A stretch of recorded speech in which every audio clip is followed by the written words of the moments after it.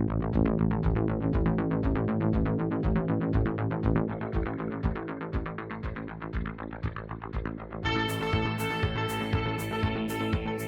to the Golf Spotlight. I'm Ralph Irvin. I'm here in the Golf Shop studio, and as some of you may know, we also host a podcast called The Range Podcast, and this week our guest is Pete McDaniel. Now, Pete is a writer for Golf Digest, and his beat was essentially Tiger Woods.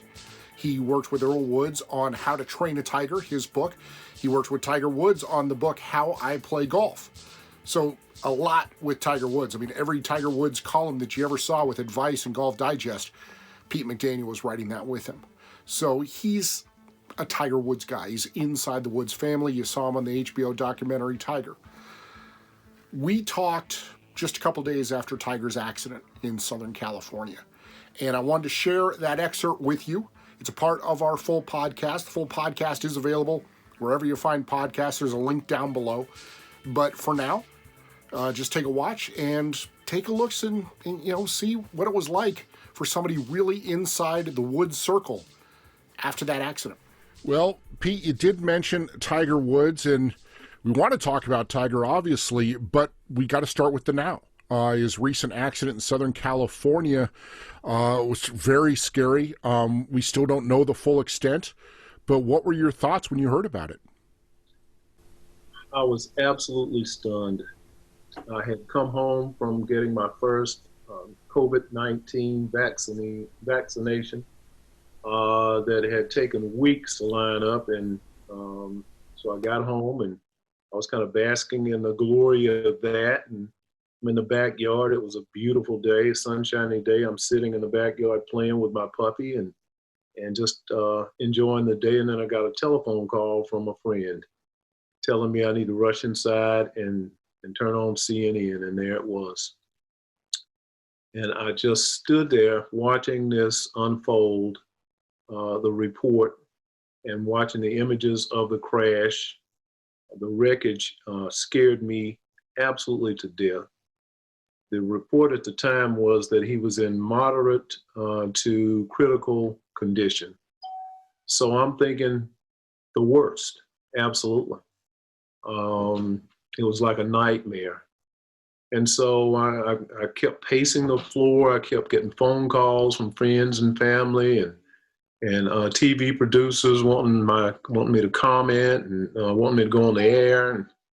And I don't know exactly what I'm going to do, but I'm worried that I'm never going to see my friend again. So I decided, and I kind of weighed the options. What do I do? And I said, well, I can call his mother. And then I said, well, she's probably on a flight out to LA from Orlando. I mean, not Orlando, but from Florida. And but I decided to give it a shot. I called her and she allayed all my fears in the first few minutes. She told me kind of what happened.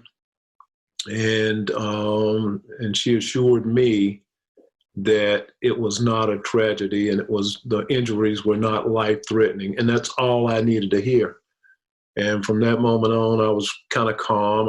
I called some of my friends who were just as panicked as I was and family and let them know that, yeah, it looks bad, but I've been assured that he is going to be okay. And that was the relief that I needed to make it through the day. But it was still a tough 24 hours. I wrote a blog for African American Golfers Digest titled 24 Hours. And I discussed how I wasn't able to sleep that night. I kept thinking, replaying the scenes from the wreckage over and over in my head. And I thought about the recent tragedy involving Kobe Bryant, and I thought about all of the other heroes who had died way too soon in tragic circumstances, and I couldn't go to sleep. So and that's the way it's been for me. I'm somewhat relieved now that I keep hearing that he's had the surgeries, I guess. and it looks like he's got a long road ahead of him, but at least he's going to be able to one day, hold his children, maybe even dance with his daughter and take his son out and play around the golf. That's the best about the situation. Well, it's interesting you mention it allayed your fears. And I think, and you mentioned Kobe Bryant, and I think to myself, if with what went on with Kobe Bryant, and that was really close to where I have lived, and if somebody had said, you know what, Kobe Bryant came out of it and he survived, but he was not the Kobe Bryant that we knew, we'd at least be like, thank God he's alive. And in this case, it was almost immediate, like, well, this is going to derail his comeback attempts. How long is it going to be till he plays? And I couldn't wrap my head around that. It was just so weird. And I was fortunate. I was actually on the air at Fox Sports Radio that night. Mm-hmm. So at 10 o'clock Pacific time, 1 a.m. Eastern, the statement had come out, at least kind of detailing what went on.